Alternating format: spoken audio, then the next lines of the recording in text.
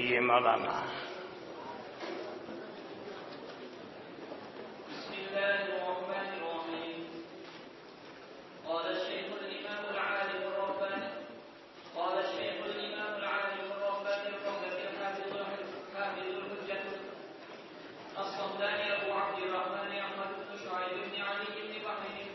جب سمدانی پڑھیں گے تو صاد کے اوپر زبر آئے گا اور میم پہ کیا آئے گا؟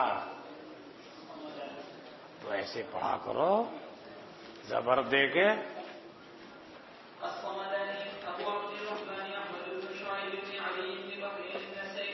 یہ منسوب الی الصمد ہے نا. قل هو اللہ احد اللہ.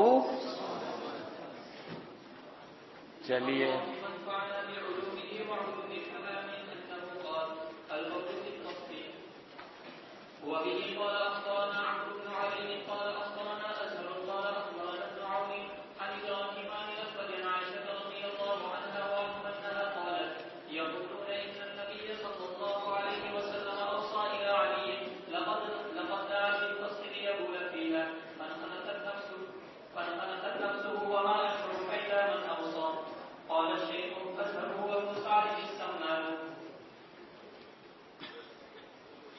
بسم اللہ الرحمن الرحیم.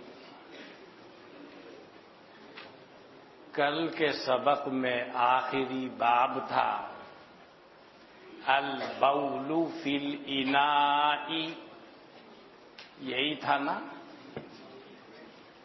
آج کے سبق میں ہے البول فی الطست. طست وہی ہے جس کو آپ طشت کہتے ہیں، کوئی برتن. بظاہر معلوم ہو رہا ہے کہ یہ ترجمۃ الباب کا تکرار ہے. اس سے پہلا باب البول فی الاناء، یہ باب ہے البول فی الطست. طست بھی تو انا ہے، برتن ہے. ترجمے کا تکرار ہے. اور بعض حضرات کو یہ وہم ہوتا ہے کہ تراجم میں تکرار ہے. ولیس الامر کذالک. جیسے حضرت امام نسائی رحمت اللہ علیہ نے تعمق سے کام لیا ہے اور دقت نظری سے کام لیا ہے، اگر ایسے ہی تدبر تفکر غور خوض کیا جائے تو تکرار کے توہمات ختم ہو جاتے ہیں. پہلے باب کا حاصل ہے انا سے مراد کیا ہے؟ عیدان. وہ مخصوص تھی اس کام کے لیے جس کو کہتے ہیں پیشاب دانی. پہلے رواج تھا پیشاب دانی گھروں میں رکھنے کا.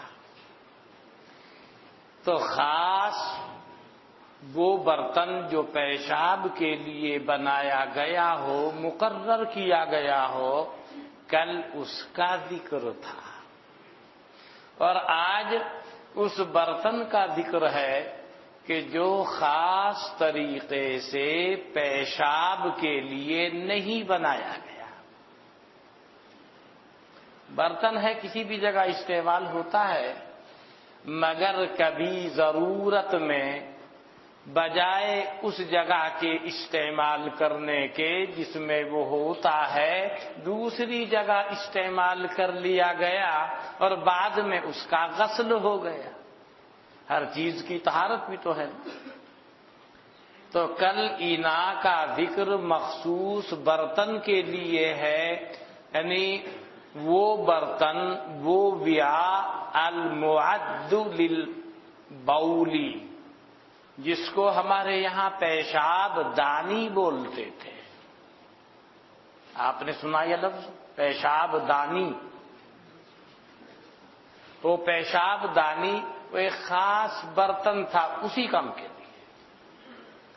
اس کے لیے ہے پہلا ترجمۃ الباب ایسا برتن ہے جو معد للبول نہیں ہے لیکن اس کے لیے استعمال کر لیا جاوے، دونوں میں فرق ہو گیا نا، تو ترجمۃ الباب کا تکرار نہیں رہا۔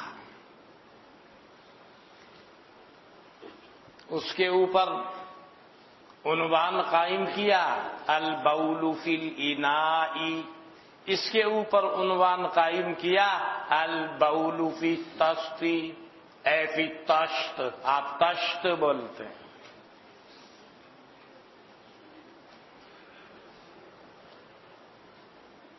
وہ معرب کر لیا گیا ایسے طشت۔ ذرا سا ایک ٹکڑا اس ترجمۃ الباب سے جوڑ کھاتا ہے، وہ ترجمہ قائم کر دیا۔ باقی اصل منشا حدیث کا اس باب کو یا اس مسئلے کو بیان کرنا نہیں، حضرت ام المؤمنین حضرت عائشہ رضی اللہ عنہا کا منشا اس حدیث پاک میں اور ہے۔ منشا کیا ہے؟ اس منشا کو سمجھنے کے لیے تھوڑی سی تمہید چاہیے۔ کیا ہے منشا؟ جب بات سمجھ میں آئے گی اصل واقعہ کیا ہے حدیث میں۔ یہ تو آپ پڑھ چکے ہیں کہ حضرت جناب نبی اکرم صلی اللہ علیہ وسلم کا ارشاد گرامی ہے اور آپ کی پیشین گوئی ہے کہ ان بنی اسرائیل تفرقا ثنتین وسبعین ملتا وستفترق امتی علی 73 ملتا كلهم في النار الا ملة واحدة قالوا من هم یا رسول اللہ قال ما انا علیہ واصحابی۔ حدیث پڑھی ہے نا؟ خلاصہ یہ نکلا کہ حضرت جناب نبی اکرم صلی اللہ علیہ وسلم یہ فرما رہے ہیں جیسے بنی اسرائیل میں متفرق فرقے اور جماعتیں ہوئی، 72 فرقے بنی اسرائیل میں ہو گئے، ایسے ہی عنقریب ہوگا کہ میری امت 73 فرقوں پر منقسم ہو جائے گی۔ 73 فرقے، سب جہنمی ہے الا ملتن واحدہ، علاوہ ایک فرقے کے۔ وہ کون سا فرقہ ہے حضرت؟ ما انا علیہ واصحابی، یہ وہ فرقہ ہے جو اس طریقے پر گامزن رہے جو میرا طریقہ اور میرے صحابہ کا طریقہ ہے۔ پڑھ رکھی ہے آپ نے حدیث، اسی سے ملتی جلتی آپ نے پڑھ رکھی ہے من یعش منکم بعدی فسیری اختلافا کثیرا فعلیکم بسنتی وسنت الخلفاء الراشدین المہدیین تمسکوا بها وعضوا علیها بالنواجذ وإیاکم ومحدثات الامور فإن كل محدثة بدعة وكل بدعة ضلالة۔ اختلاف کثیر ہوگا، بہت ساری ٹکڑیاں، جماعتیں، ملتیں، فرقے پیدا ہو جائیں گے۔ حضرت فرما رہے ہیں 73۔ جی 73، یہاں تو 673 سے بھی زیادہ معلوم ہو رہا۔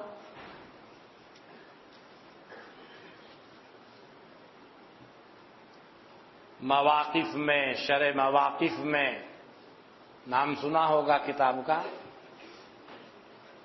شرح مواقف سید شریف جرجانی کی ہے، علم کلام میں 4 جلدوں میں ہے۔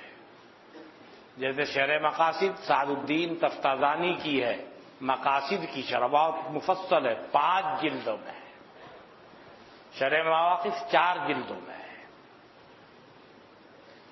اس میں ہے اور ملا علی قاری کی مرقات میں ہے اور بھی دیگر کتابوں میں ہے کہ بدعت اس کے ایک تو فروع ہیں، بدعت کے طبقات اور جماعتوں کے ایک اصول ہیں، اصول کے اعتبار سے جب ان کو دیکھا گیا تو وہ 73 فرقے ہیں۔ کیسے؟ ایک فرقہ ہے معتزلہ، بہت دنوں سے آپ اس کا نام سنتے ہوئے آ رہے ہیں۔ معتزلہ میں پھر آپس میں 20 فرقے ہیں۔ ایک فرقہ ہے خوارج، نام سنتے ہوئے چلے آ رہے ہیں آپ، اس کے بھی 20 فرقے ہیں۔ کتنے ہو گئے؟ معتزلہ کا کن کن امور میں آپ کا اختلاف ہے وہ آپ پڑھ چکے ہیں شرح عقائد میں گزشتہ سال، اور خوارج سے کن کن مسائل میں اختلاف ہے وہ بھی آپ کے سامنے آیا، اور اسی میں منزلۃ بین منزلتین کا بھی مسئلہ ہے اور ایک طبقے کے نزدیک مخلد فی النار کا بھی مسئلہ ہے۔ تو 20 فرقے معتزلہ کے اور 20 فرقے خوارج کے، کتنے ہوئے؟ 40 ہوئے۔ اب رہے شیعہ، ان میں آپس میں 22 فرقے ہیں، 20 اور 20 اور 22 کتنے ہوئے؟ 62۔ ایک فرقہ ہے مرجیہ، جس کا اصل مقصد یہ ہے کہ ایمان کے ہوتے ہوئے کچھ بھی کرو کچھ نہیں ہوتا۔ پھر ان میں آپس میں 5 فرقے ہیں، کتنے ہوئے؟ ایک فرقہ ہے نجاریہ،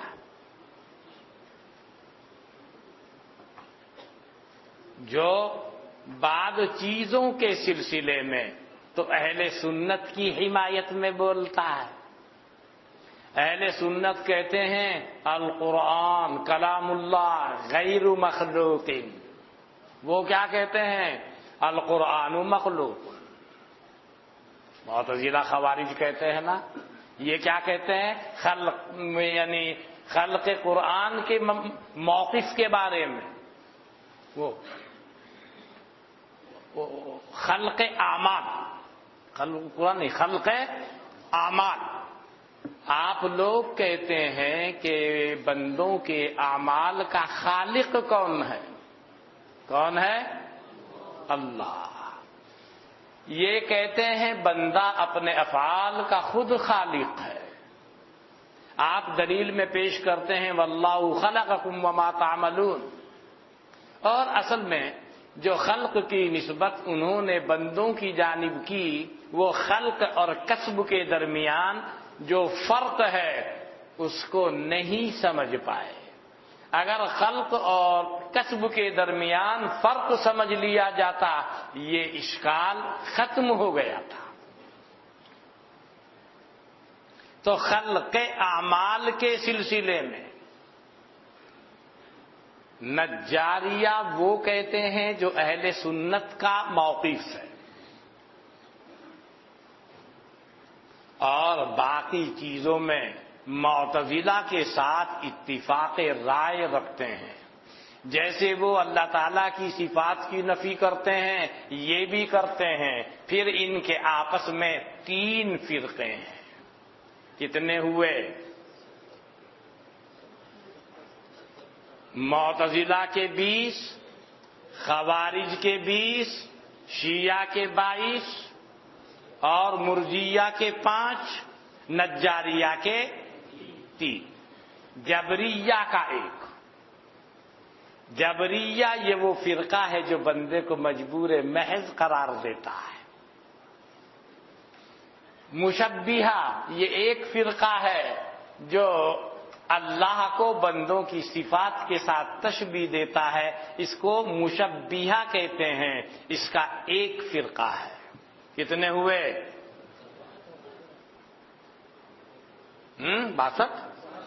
72۔ ایک فرقہ فرقہ ناجیہ، جس کو آپ کہتے ہیں اہل سنت والجماعت، جس کو حضرت نے فرمایا ما انا علیہ و اصحابی او کما قال رسول اللہ صلی اللہ علیہ وسلم۔ کتنے ہو گئے؟ 73۔ یہ ہیں اصول البدع، فرقوں کی جڑیں۔ یہ کتنی ہو گئی؟ 73۔ باقی شاخ در شاخ ہو کہ ان میں آپس میں فروع میں آپس میں اختلاف کر کے وہ 20 کے 120 ہو جائیں، 240 ہو جائیں، اس پر کوئی فرق نہیں پڑتا۔ یہاں فروع کا ذکر نہیں، اصول بدع کا ذکر کیا گیا، اور اس ترتیب کے حساب سے ان کی تعداد 73 ہو گئی۔ یہ طریقہ مواقف، شرح مواقف میں اور ملا علی قاری نے مرقات میں اختیار فرمایا ہے۔ کسی کو اتفاق ہو حافظ ابن الجوزی کی تلبیس ابلیس کے مطالعہ کرنے کا، تو وہاں تقسیم اور نہج سے کی گئی ہے، لیکن وہ ٹوٹل وہی آیا ہے 73۔ 73 فرقے، ان میں سے ایک فرقہ شیعہ ہے۔ پھر اس کے اندر آپس میں بہت فروعات ہیں، آپس میں اختلافات ہیں، اور آپس میں پھر بہت سارے طبقے ہیں، بہت سارے فرقے ہیں۔ انہی میں سے کچھ وہ ہیں جو کہتے ہیں کہ حضرت جناب نبی اکرم صلی اللہ علیہ وسلم کے بعد خلافت کا حق، امیر المؤمنین بننے کا حق حضرت علی کرم اللہ وجہہ کا ہے، اور ان کا دعویٰ اور ان کا گمان یہ ہے اور ان کا کہنا یہ ہے کہ حضرت جناب نبی اکرم صلی اللہ علیہ وسلم نے اپنی حیات طیبہ کے آخر میں ایک وصیت نامہ لکھوایا تھا۔ اس وصیت میں وہ خلافت نامہ تھا، نامزد کر دیا گیا تھا خلیفہ حضرت علی کرم اللہ وجہہ کو، مگر دوسرے لوگوں نے اس حق کو چھپایا، اس کا اخفا کیا اور کتمان حق کیا۔ یہ وہ لوگ کہتے ہیں، سنا ہوگا آپ نے۔ یہ تمہید ہے۔ میں نے کہا تھا اس میں جو مفہوم، جو معنی، جو مضمون ہے اصل، یہ اس کی تمہید ہے۔ ام المؤمنین حضرت عائشہ رضی اللہ عنہا اس بات کی تردید فرما رہی۔ ام المؤمنین ان میں سے ہے جو گھریلو حالت سے مکمل واقف ہے۔ گھریلو حالات اور کیفیات کیا کیا ہیں اس سے آپ مکمل طریقے سے واقف ہیں۔ میں نے گھریلو کی قید لگا دی۔ وہ کل آپ کے سامنے حدیث آئی تھی کہ جو یوں کہے کہ حضرت جناب نبی اکرم صلی اللہ علیہ وسلم کھڑے ہو کر پیشاب کرتے تھے، اس کی تصدیق مت کریں۔ یہ حدیث بھی صحیح ہے، اور جو وہ حدیث ہے ایک دفعہ کھڑے ہو کر پیشاب کرنے کی، وہ حدیث بھی صحیح ہے، دونوں میں کوئی تعارض نہیں، جیسا کہ اس سے پہلے آپ کے سامنے عرض کر چکا ہوں۔ تو ام المؤمنین فرماتی ہیں حضرت کی طبیعت اس طرح کی ہو گئی، کہ پیشاب کرنے میں، باہر نکلنے میں دقت ہوتی، آپ نے پیشاب کے لیے برتن رکھوایا گیا کہ دقت نہ ہو، اسی میں کر لیا کرو، اور جب ضرورت ہے تو رات کی قید نہیں اس میں، جیسا کہ حدیث میں ابو داؤد میں آپ نے رات کی قید پڑھی ہے۔ اگر ضرورت پیش آ جاوے معذور کو، مریض کو گھر میں پیشاب کرنے کی دن میں یا رات میں، اور قریب میں اس کا انتظام نہ ہو، تو برتن میں بحالت عذر، وہ دن ہو، رات ہو، صبح ہو، دوپہر ہو، شام ہو، وہ پیشاب کرے گا اور اس کو پیشاب کرا دیا جائے گا۔ مسئلہ ہے نا؟ تو فرما رہی ہیں حضرت کی حالت تو یہ تھی، پیشاب کے لیے برتن رکھوایا، تشت رکھوایا، اور آپ کی طبیعت گرتی ہوئی چلی گئی۔ میں ہر وقت ساتھ رہنے والیوں میں سے ہوں، اور آخری ایام میں کہاں رہے؟ حضرت عائشہ رضی اللہ عنہا کے گھر میں۔ انتقال کہاں ہوا؟ حضرت عائشہ رضی اللہ عنہا کی گود میں۔ جانتے ہیں نا؟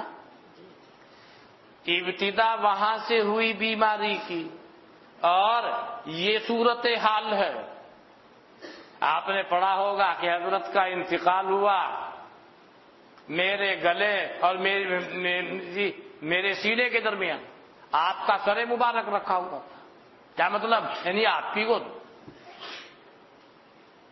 اس حال میں حضرت کی روح پرواز ہوئی۔ مطلب کہنے کا کیا ہے کہ یہ صورت حال تھی۔ حضرت تو اتنے معذور ہو رہے تھے، پیشاب کے لیے بھی برتن کا گھر میں انتظام کر رکھا تھا، طبیعت کمزور ہوتی ہوئی جا رہی تھی۔ کس وقت میں آپ نے وصیت لکھوا دی، کس وقت میں وصیت کی، کہاں کی، ہمیں تو معلوم نہیں کس کو وصیت کی، کہاں ہوا۔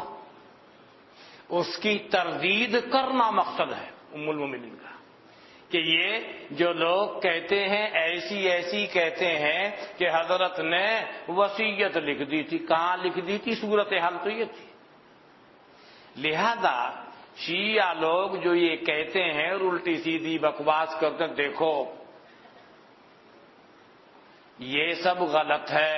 اگر ایسا ہوتا تو ہمیں معلوم ہونا چاہیے جو ہر وقت ساتھ ہیں، ہر وقت میں خدمت کر رہے ہیں، اور اس وقت کے پورے ما لہ و ما علیہ سے واقفیت ہے۔ شیعوں کو اس کا پتہ چل گیا، فرقہ شیعہ کو اس کی خبر ہو گئی، اور جو ہر وقت کے خدام ہیں، اور خاص کر حضرت ام المومنین رضی اللہ عنہا ہیں، حضرت عائشہ جن کی گود میں حضرت کی وفات ہو رہی ہے، ان کو کچھ خبر نہیں ہے کس وقت میں وصیت لکھواتی اور کس وقت میں وصیت کرتی۔ سمجھ گیا؟ اس بات کا ذکر ہے حدیث میں، لیکن انہوں نے ترجمۃ الباب یہ قائم نہیں کیا۔ کیوں؟ اس ترجمۃ الباب کا یہاں کوئی جوڑ نہیں ہے، لیکن تھوڑا سا ٹکڑا اس میں یبول فی التشت کا ہے، بس اسی کو ترجمۃ الباب بنا دیا۔ تکرار اب بھی نہیں ہوا۔ کیوں نہیں ہوا؟ پہلے باب کا منشا کچھ اور ہے، اور اس باب کا منشا کچھ اور ہے، لہذا تکرار نہیں ہوا، اور پوری حدیث کا جو ماحصل اور مضمون ہے وہ اور ہے۔ وہ کیا ہے؟ وہ سارا میں نے آپ کے سامنے پیش کر دیا۔ بات کو سمجھنے کے لیے کچھ تمہید کی ضرورت تھی، اس لیے مجھے مجبوراً وہ ساری تمہید پیش کرنی پڑی۔ بات سمجھ میں آ گئی ہوگی اب دیکھیں گے کتاب.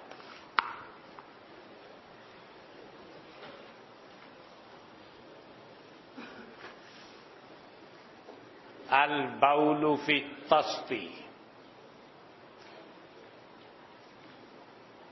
ابراہیم روایت کر رہے ہیں اسود سے. اسود روایت کر رہے ہیں ام المؤمنین حضرت عائشہ رضی اللہ عنہا سے. قالت ام المؤمنین حضرت عائشہ نے فرمایا یقولون، لوگ یہ بات کہتے ہیں، لوگ یہ بکواس کرتے ہیں، لوگ یہ باتیں اڑاتے ہیں. کیا؟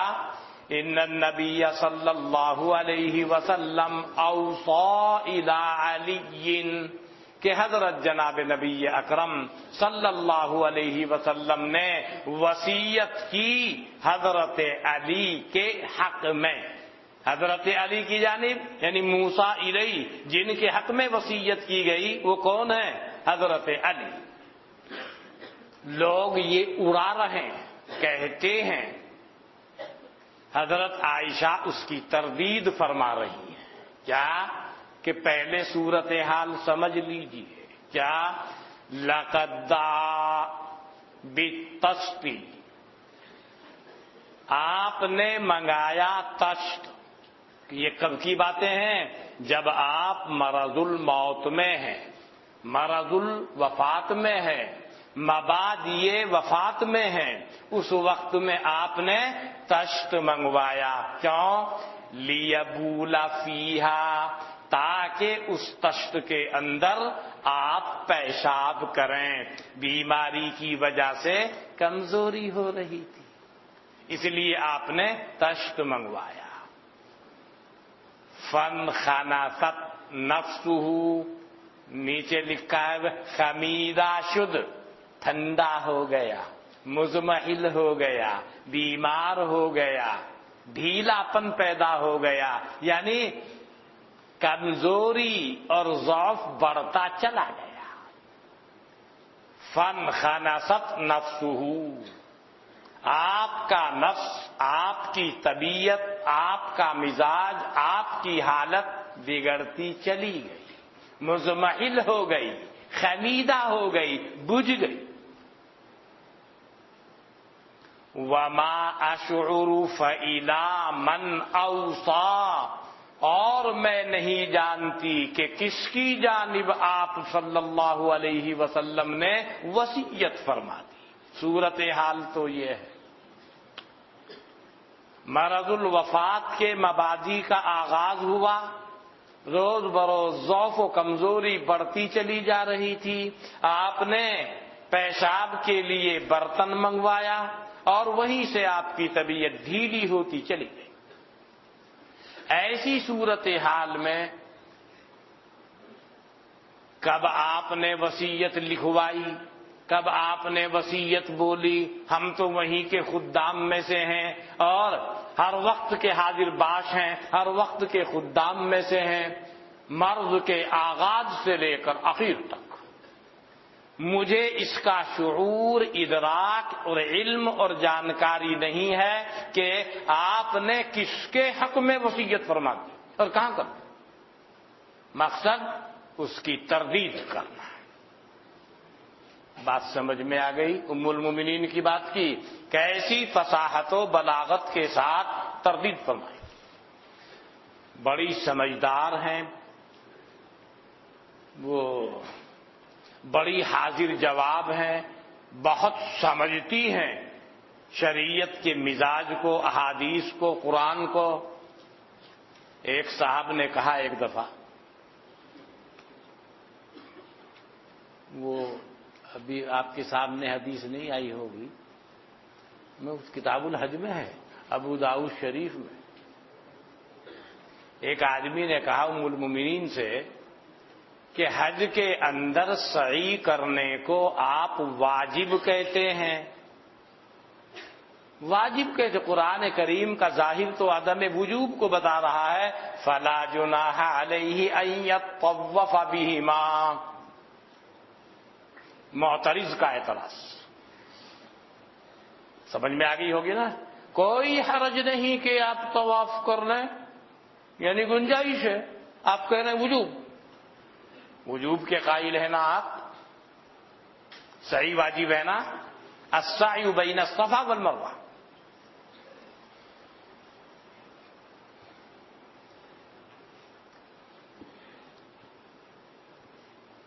مسئلہ معلوم ہے.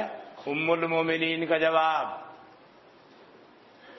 اگر بات وہی ہوتی جو آپ فرما رہے ہیں تو اللہ تعالیٰ فرماتا فلا جناح علیہ الا یطوف بہما. یہ مثبت پہلو کیوں اختیار فرمایا ہے؟ وہ چپ. جس نے اعتراض کیا تھا ام المومنین کا جواب سنتے ہی پھٹ چپ. مثبت پہلو کیوں اختیار فرمایا ہے؟ یہ فرما دیتے اللہ تعالیٰ فلا جناح علیہ الا یطوف بہما. وہاں ثبوت کا پہلو ہے، مثبت پہلو ہے.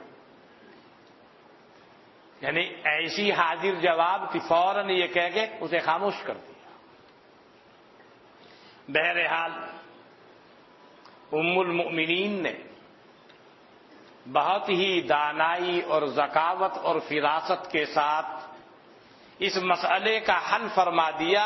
وما اشعر فإلی من اوصى. یہ حدیث کے شروع میں انہوں نے اپنے استاد کا ذکر کیا، عمرو ابن علی. اس کے بعد میں استاد الاستاد ہے اظہر. یہ اظہر کون ہے؟ وہاں ذکر نہیں تھا نا سند میں. وہ کہتے ہیں قال الشیخ، بین السطور لکھا ہے ہوا شیخ المصنف. یعنی یہاں شیخ کا مصداق کون ہے؟ امام نسائی کے استاد. امام نسائی کے استاد کون ہیں؟ عمرو ابن علی. عمرو ابن علی کے استاد ہیں کون؟ اظہر. یعنی عمرو ابن علی بتا رہے ہیں ان کا مقولہ ہے کہ اظہر یہ کون ہے؟ یہ اظہر ابن سعد السمان ہے. اور نہ سمجھ لیا جائے اچھا یہ بین السطور لکھا ہے، اس کے حساب سے یہ مقولہ امام نسائی کا نہیں ہے. یہ مقولہ کس کا ہے؟ امام نسائی کے استاد کا ہے. لیکن حضرت گنگوہی رحمت اللہ علیہ نے اس کا تخطیہ فرمایا ہے کہ بات ایسی نہیں ہے. یہ کہنے والا قال یہ امام نسائی کا شاگرد ابن السنی ہے، اور مقولہ جو یہ آ رہا ہے اس کا مصداق کو اظہر سے کون مراد ہے؟ یہ مقولہ امام نسائی کا ہے. تو یہاں پر شیخ کا مصداق عمرو ابن علی نہیں بلکہ شیخ کا مصداق حضرت امام نسائی رحمت اللہ علیہ ہے. ابن السنی کہہ رہا ہے ہمارے شیخ نے فرمایا. ابن السنی کا شیخ کون ہے؟ امام نسائی. امام نسائی جو کتاب کے مصنف ہیں وہ کہتے ہیں کہ میرے استاد کے استاد جو ہیں اظہر، بغیر نسبت کے اس سے مراد کون ہے؟ اظہر ابن سعد السمان. یہ ہیں، کوئی اور اظہر نہ سمجھ لیا جائے. بات سمجھ میں آئی؟ تو حضرت گنگوہی رحمت اللہ علیہ نے فرمایا کہ بین السطور لکھ دیا گیا ہے کہ یہ مقولہ امام نسائی کے استاد عمرو ابن علی کا ہے. والامر لیس کذالک، بلکہ اصل مقولہ امام نسائی رحمت اللہ علیہ کا ہے. اور اس کو نقل کرنے والے کون ہیں؟ وہ جو راوی ہیں امام نسائی سے جس کا یہ نسخہ ہے ابن السنی ہے. شاید بات پوری طریقے سے سمجھ میں آ گئی ہوگی. چلیے مولانا پرچہ تو نہیں چلا کوئی ہے تو دے جلدی.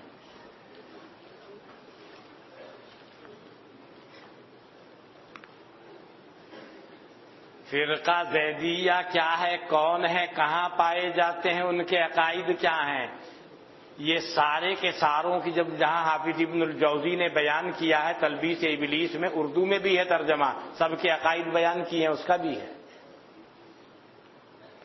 طبقات ابن سعد کس فن کی کتاب ہے؟ یہ تو آپ نے گزشتہ سال نزہۃ النظر میں اس کا حوالہ پڑھا ہے نا۔ آپ کی تسہیل کے لیے کہہ رہا ہوں، اسماء الرجال میں ہے، مگر اسماء الرجال کا تذکرہ بحیثیت طبقات ہے۔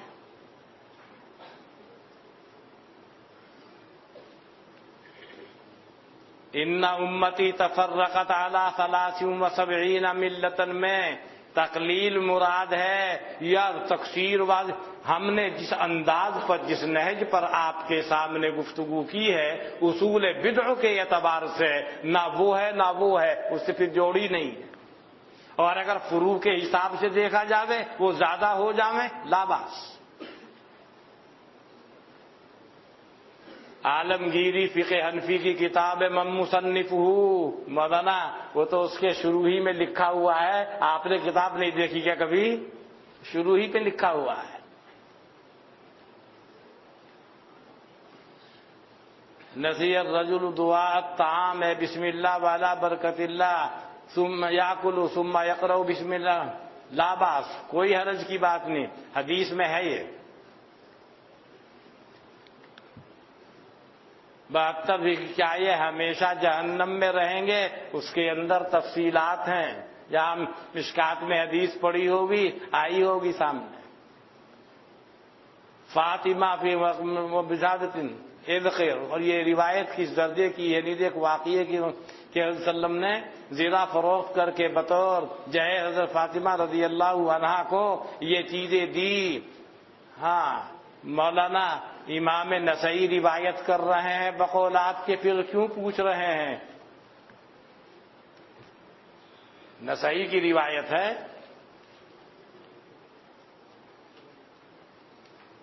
جمعے کی نماز کے بعد 4 رکعتیں یا 2 رکعت، حنفیہ کے مذہب میں سنت مؤکدہ 4 ہیں، لہذا موضوع سخن سے خارج ہے۔ اب غیر مقلد کیا کہتے ہیں وہ ان کی بات الگ ہے۔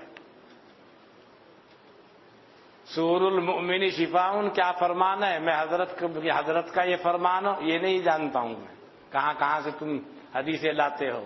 ستبدی لک الایام ما کنت جاہلا ویاتیک بالاخبار ما لم تدر۔ کیا غیر مقلد اہل سنت والجماعت میں داخل ہے یا نہیں؟ اب آپ ہی فیصلہ فرما لیجیے۔ ہر فرقے کی عقیدہ کون سی کتاب میں ملے گا؟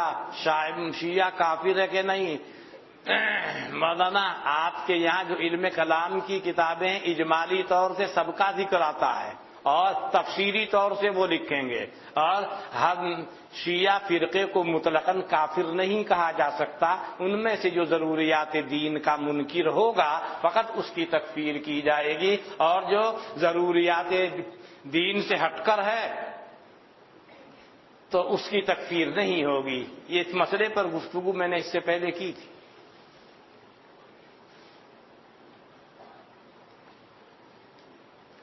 مسجد چھتا کے کون سے حصے پر انار کی درخت تھی ڈال لوں گی؟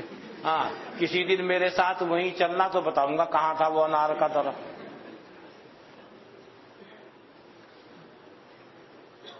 اے ٹی ایم کے لیے مکان کرائے پر دے سکتے ہیں کہ نہیں؟ اس کو دارالفتہ سے معلوم کر لیجئے۔ 73 فرقوں کی تفصیل ایک بار اور مولانا پھر آپ بھول جائیں۔ الیوم تنساہ، ایک دفعہ نہیں، میں نے کئی دفعہ عرض کیا، معتزلہ، خوارج، شیعہ، مرجیہ، نجاریہ، جبریہ، مشبہہ اور ناجیہ، پہلا 20، دوسرا 20، تیسرا 22، اور مرجیہ 5، نجاریہ 3، جبریہ 1، مشبہہ 1، ناجیہ 1۔ بہن کی طبیعت خراب ہے، اللہ شفا عطا فرمائے، والدہ کی طبیعت خراب ہے، اللہ تعالیٰ شفا عطا فرمائے۔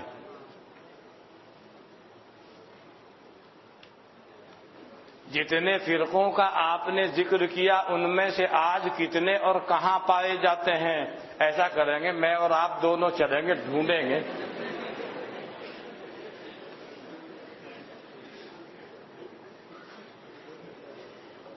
شارق رام پوری مولانا یہ باتیں یہاں کرنے کی نہیں ہے پیری مریدی کی. قادیانیوں کا شمار کون سے فرقے میں ہوگا؟ وہ تو ضروریات دین کے منکر ہیں مولانا ایک دم. ختم النبوت ثابت بالادلۃ القطعیۃ فمنکرہ کافر بالاجماع. مسئلہ ایک دم طے شدہ ہے. وہاں ہونا شک مشہور وهو ان النبوۃ رحمۃ وختمها ضدها فكيف يتصور من الرحمن الرحيم وحله ان بين الانقطاع والاكمال فرق بديهي فاندفع الشك. اس لیے سوال جوڑ نہیں کھا رہا ہے.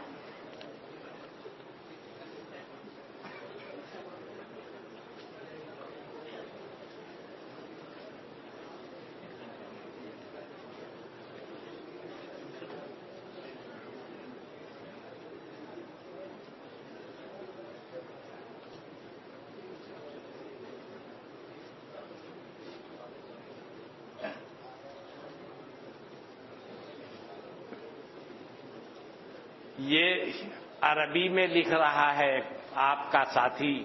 وہ کہہ رہا ہے کل جو کہا تھا وہ قبر پر وہ کہہ رہا ہے کہ صاحب بدل ایسے لکھ رہے ہیں. مدن اور صحیح طریقے سے اس کو دیکھیے گا تعمق کے ساتھ میں. ایسی بات کیسے کہہ سکتے؟ اچھی طریقے پر دیکھیے. کیا حضرت نے حکم فرمایا ہے اس کے اوپر رکھنے کا؟ یا تو جتنی قبریں ہیں سب کے اوپر ایک ایک درخت لگا دیجئے. فرقہ حنیف ابن شکیل اس کو تو آپ ہی جانتے ہیں. اور کوئی بھی اسی ایک کی بات نہیں، جو بھی آئے گا انہی کی فروع میں ہوگا. لہذا وہ 73 پر کوئی فرق نہیں پڑتا. اور اگر تعداد زیادہ ہو جائے بے اعتبار فروع 673 بھی ہو جائیں 873 بھی ہو جائیں لا باس. وہ اصول بدع کے اعتبار سے شمار کیا گیا ہے. قبروں پر خود اگا ہوا گھاس اکھاڑنا اولا ہے یا غیر اولا؟ وہ اگر خود سے جمع ہوا ہے اور وہاں صفائی کا اہتمام ہے اکھاڑا جا سکتا ہے، جیسے یہاں کا دستور آپ دیکھ رہے ہوں گے.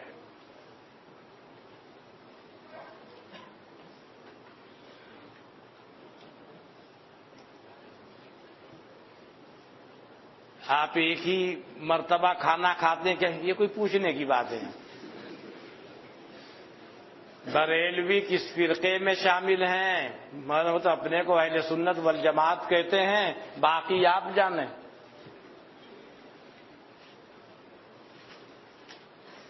محبت کا کیا علاج ہے؟ ارے بھائی مولانا یہی تو ایک بیماری ہے جس کا کوئی علاج نہیں ہوتا. آپ اس کا علاج پوچھ رہے ہیں. مرض بڑھتا گیا جوں جوں دوا کی، اس کی دوا نہیں ہوتی.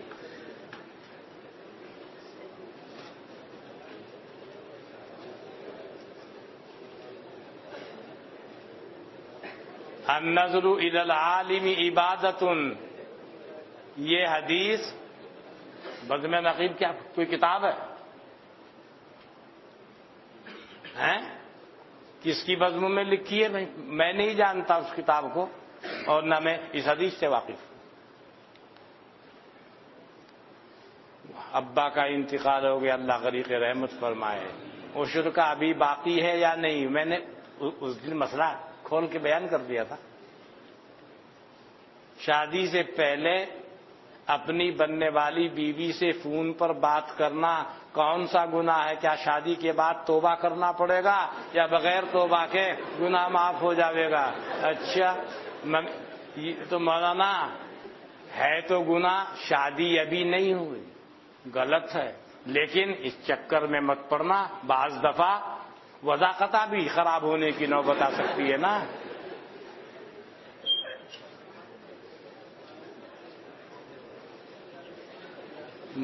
قبر میں مردے کو رکھتے ہیں، سرانے اور کمر میں جو گرا لگاتے ہیں سب کا. جی وہ تو اس لیے لگاتے ہیں وہ گرا تاکہ پکڑنے میں آسانی رہے اور کفن منتشر نہ ہو جائے، کھل نہ جائے، اس لیے لگاتے ہیں۔ ضرورت پوری ہو گئی، الضرورت تقدر بقدر الضرورت، لہذا ضرورت پوری ہو گئی، ہٹا دیا جائے گا اس کو۔ محبت کی ابھی تو بولا، نانی کی طبیعت خراب ہے، اللہ شفا عطا فرمائے۔ اگر کوئی ثنا پڑھنے کے بجائے کلمہ شہادت کہے تو نماز ہو جائے گی، یعنی قرات سے پہلے وہی ہے نا، ہو جائے گی۔ ایک طالب علم خراب رہتی ہے، اللہ شفا عطا فرمائے۔ چلیے مولانا،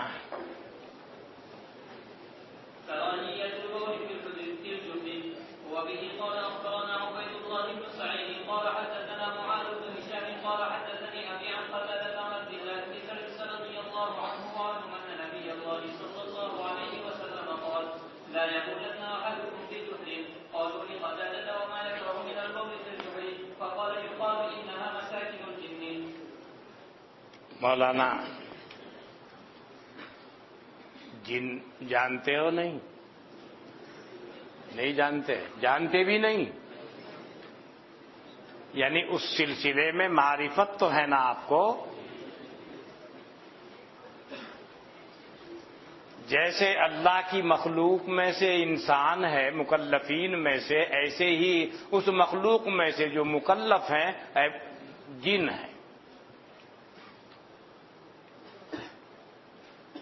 ان میں ہر طرح کے لوگ ہیں، ہر طرح کے بندے ہیں، مومنین بھی ہیں، اس کی ضد بھی ہیں، مومنین میں صالحین بھی ہیں اور ضد الصالحین بھی ہیں۔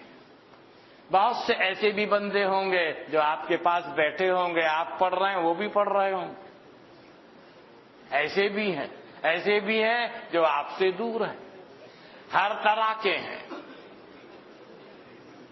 جو بچہ ماں کے پیٹ میں ہے اسے کیا کہتے ہیں؟ جنین۔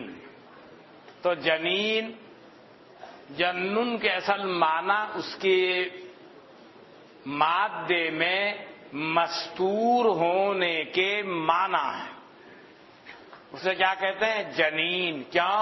چھپا ہوا ہے وہ، آپ کچھ دیکھ رہے ہیں اس کا، پاؤں، سر، ہاتھ، کمر، پیٹ، کوئی چیز کچھ نہیں، چھپا ہوا ہے۔ کیا مسئلہ ہے کچھ آپ کو معلوم نہیں، لڑکا ہے کہ لڑکی کچھ آپ کو خبر نہیں۔ بعض دفعہ ایسا بھی ہوگا، آج کل لوگ مشین سے چیک کروا لیتے ہیں، ماں معلوم ہوا لڑکا ہے، لیکن جب ولادت کا وقت ہوا پتہ چلا کہ لڑکی۔ اس طرح کے واقعات ہوتے رہتے ہیں، میری جانکاری میں بھی متیقن طریقے سے اس طرح کے واقعات ہوئے کہ مشین آخر تک بولتی رہی قبیل ولادت تک کہ لڑکی، اور جب تولد ہوا تو لڑکا۔ یہی دیوبندی کا واقعہ ہے۔ ان اللہ عندہ علم الساعة وینزل الغیث ویعلم ما فی الارحام وما تدری نفس ماذا تکسب غدا وما تدری نفس بأی ارض تموت۔ تو بچہ ماں کے پیٹ میں ہے، اسے کیا کہتے ہیں؟ جنین۔ باہر تشریف لے آئے تو اسے آپ کہتے ہیں روی۔ دودھ بھی چھڑا دیا فطیم، پھر کہتے ہیں صبی، طفل بولتے ہیں، پھر آگے بڑھا مراہق، پھر آگے بڑھا شابن، جیسے آپ لوگ ہیں سب شاب ہیں، شبان ہیں، من الشبان،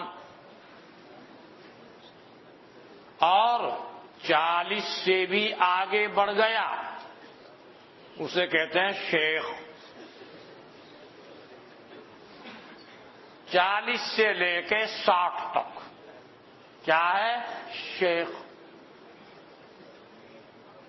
60 سے بھی آگے بڑھا جا رہا ہے تو اسے حریم، جس کو یہاں کہتے ہیں کورکلا بڈھا، وقس علی ھذا۔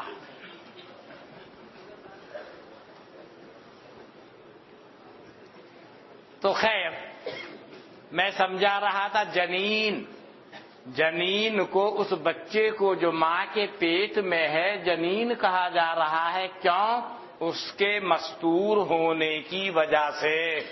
جب لفظ جن بولا جاتا ہے تو ذہن کا تبادر ہوتا ہے اس مستقل قوم کی جانب۔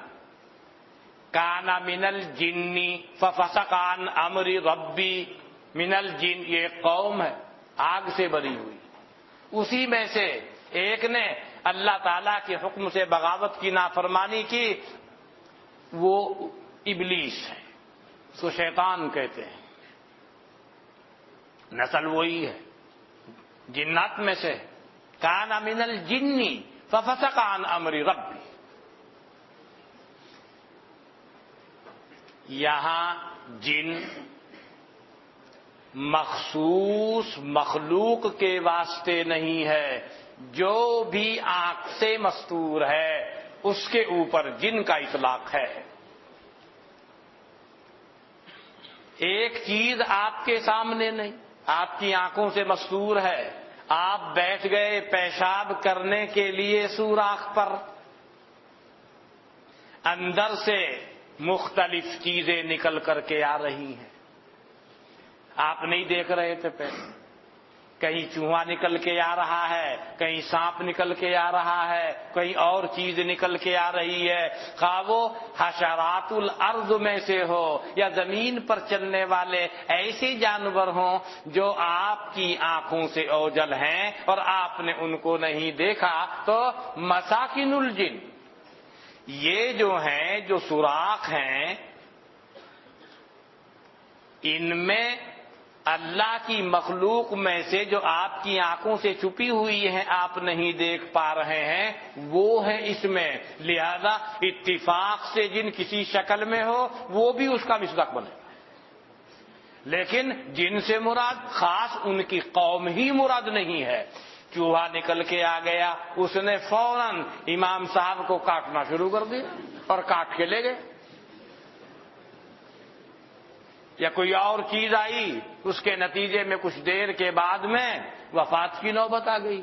اس طرح کے واقعات معرض ظہور اور وجود میں آتے رہتے ہیں، اس لیے حضرت نے فرمایا جہاں دیکھو سوراخ ہے اس کے اندر پیشاب مت کرو، کیوں؟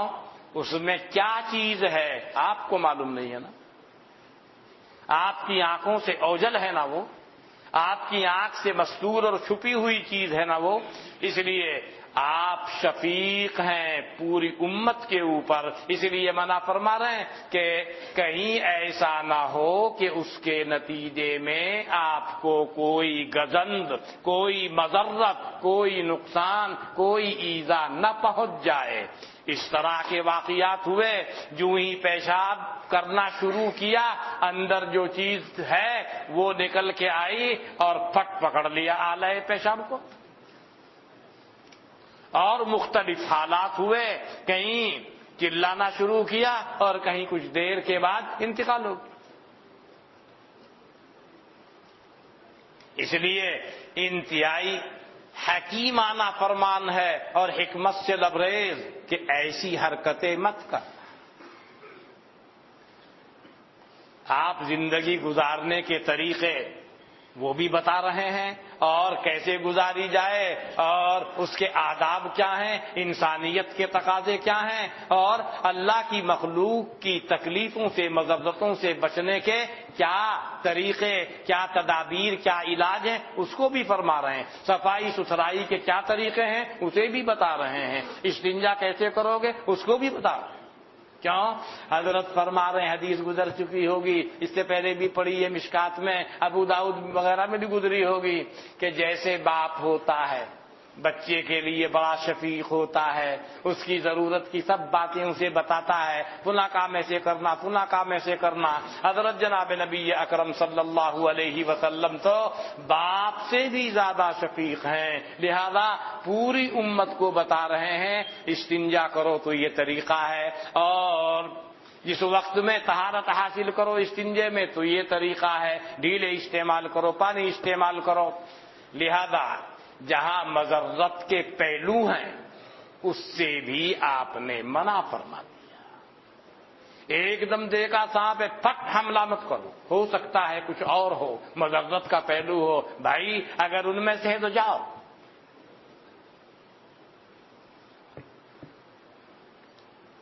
اس طرح حضرت فرما رہے ہیں میری امت کے افراد کو کوئی تکلیف اللہ کی مخلوق سے نہ پہنچے، اس لیے آپ ان کو سکھا رہے ہیں اور تعلیم دے رہے ہیں۔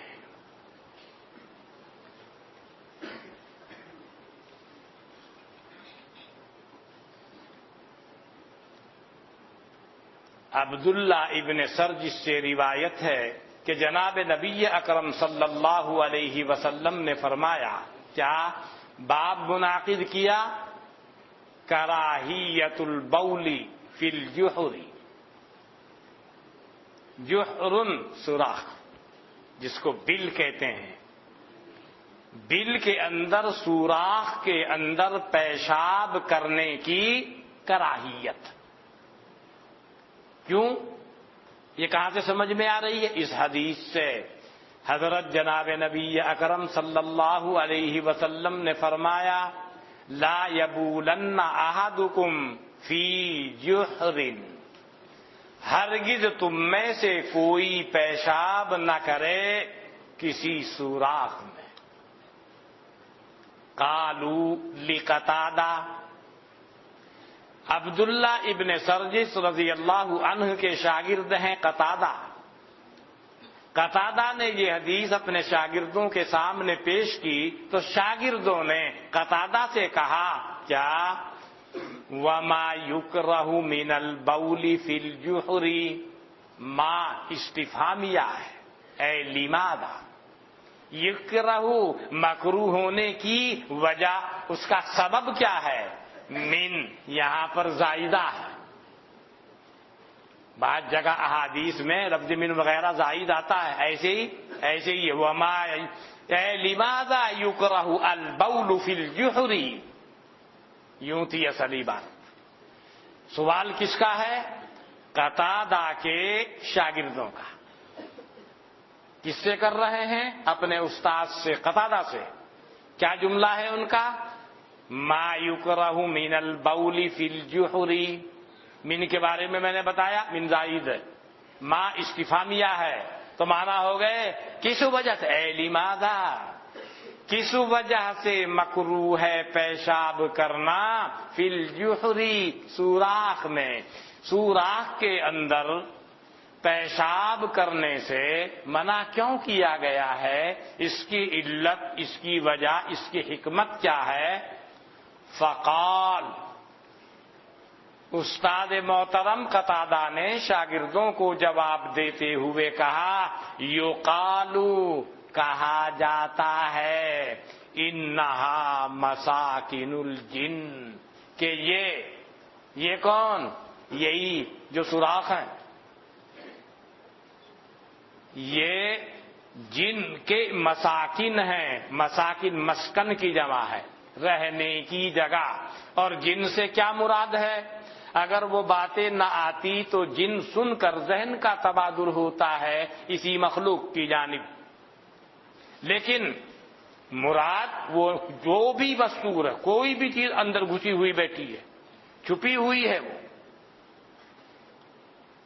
جنین کو، اس بچے کو جو ماں کے پیٹ میں ہے، اسی چھپے ہوئے ہونے کی وجہ سے کیا کہتے ہیں؟ الجنین۔ یہ اس مخلوق کی ان حشرات الارض کے لیے مساکن ہے جو تمہاری آنکھوں سے اوجھل ہیں۔ تم وہاں بیٹھے اور آپ کے پیشاب کا فیض اس تک پہنچا، وہ غصے میں نکلا اور غصے میں نکل کے اس نے اپنی حرکتیں شروع کر دی۔ کیا کہہ رہے ہیں؟ کہا جاتا ہے، یعنی وہ قتادہ حدیث مرفوع پیش نہیں کر رہے ہیں، کہا جاتا ہے، یہ بولا جاتا ہے۔ مکروہ ہونے کی وجہ کیا ہے؟ اس میں مختلف مخلوقیں رہتی ہیں، کسی سوراخ میں کوئی ہے، کسی سوراخ میں کوئی ہے، کسی سوراخ میں چوہے ہیں، کسی سوراخ میں کچھ اور ہے، کسی سوراخ میں سانپ گھسا ہوا ہے، کسی میں کوئی اور چیز بیٹھی ہوئی، جن کے عموم میں سب چیزیں داخل ہو گئی، اور واقعتاً جن اپنی شکل بدل کے اس کے اندر گھسا ہوا ہو، اس کے عموم میں وہ بھی آتی ہے، ساری چیزیں اس میں داخل ہیں۔ اس لیے اس حکمت کے پیش نظر سوراخ کے اندر پیشاب کرنے سے منع کیا گیا ہے، اور عام طور سے کھیتوں میں، جنگلوں میں جو لوگ کام کرتے ہیں کہیں بھی دیکھا سوراخ ہے، اور عام طور سے تھوڑی عمر کے جو بچے ہوتے ہیں وہ لاابالی پن کر دیتے ہیں، وہ حرکتیں کر دیتے ہیں۔ بعض دفعہ ایسا بھی ہوا پیشاب کرنے کے لیے بیٹھا، اس کے سامنے کوئی چیز آئی نہیں، مگر تھوڑی دیر کے بعد وہ پھٹ بے ہوش ہو کے گر گئے۔ اس طرح کے بھی واقعات ہوتے ہیں۔ کبھی ایسا ہوتا ہے سامنے ہی آ گئی کوئی چیز۔ اس لیے مصلحت اور حکمت کا تقاضا تھا کہ اس کام سے روک دیا جائے، حضرت جناب نبی اکرم صلی اللہ علیہ وسلم نے اس سے منع فرما دیا۔ چلو اچھا ٹھیک ہے، ہم کہیں گے بہت کل انشاءاللہ۔